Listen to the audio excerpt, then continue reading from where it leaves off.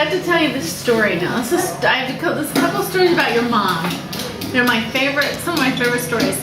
The first one is character who plays a role. Maybe I told you this. Patrick's first communion. So Patrick was 7, Carrick was 4.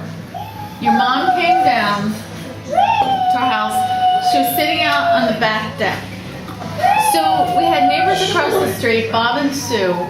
And Sue was out of town. Bob was working in the yard. Carrick crosses the street, goes over to see Bob. And he says, "Hi, Mr. Rule." And Bob says, "Carrick, do your mom and dad know that you crossed the street to see me?" He says, "Yes." Because, of course, you know, he lied on a regular basis. But anyway, so he says to Bob, "So, Mr. Rule, do you want to meet a woman?" Bob was telling us the story later. He said, "You know, I thought to myself, Sue's out of town, why not?"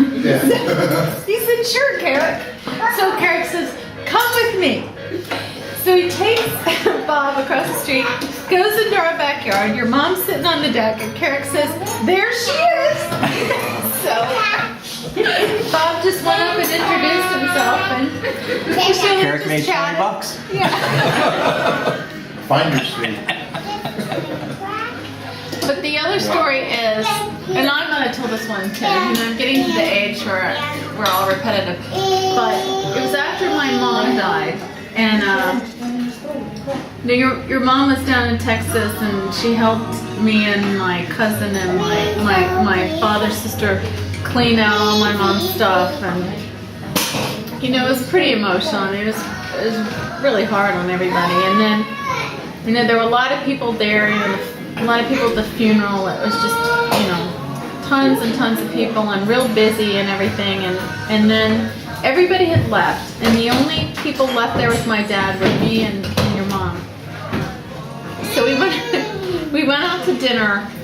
And after dinner, the guy who was the head of who owned the funeral home and was in charge of the cemetery where my mom was buried, he was going to come over so we could pick a marker. And it was a Catholic cemetery, so you know, it was just, you know, tons and tons of all these religious markers, you know, those Catholic symbolism and everything. So anyway, we went out to dinner, and my dad and your mom had, you know, bourbon and Coke, whatever, you know, drinking, and they got relatively plastered. So they come back to the house, and my dad says, "Joan, do you want another drink?" She said, "Sure." And I know, you know, they were just letting off steam and everything. But I said, "You know, Mr. Broussard is coming over so we can pick out the marker." My dad says, "You can pick out the marker. You know, you're fine. You can do it by yourself." I said, "Okay." So, thanks. They were so plastered, and I remember my dad being drunk like twice in my entire life, and this was the second time. So Mr. Broussard rings the doorbell, and I open the door, and he comes in, and of course he's very sorrowful and everything as befits the occasion. My dad walks to the door and he says, "Hey Louis, come on in, do you want a drink?" And Mr. Broussard just kind of stood there. He said, "No, that's okay." And my dad says, "Well, Sharon, you can come in any room and you can pick the market. Me and John are going to be in the living room." So I was sitting at the dining table going through all these books of markers. And you know, just, I mean, it was so emotional. And just the tears. You know, I was crying. And in the living room, my dad and your mom were like, you know, they were just telling all these old stories. Yeah. And they were just laughing at the top of their lungs. And every time they laughed, you know, Mr. Broussard would kind of look.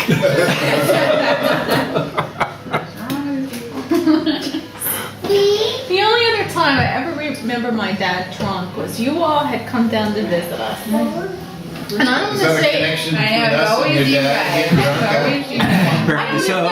I don't want to say anything about anyone who might be sitting at the table. But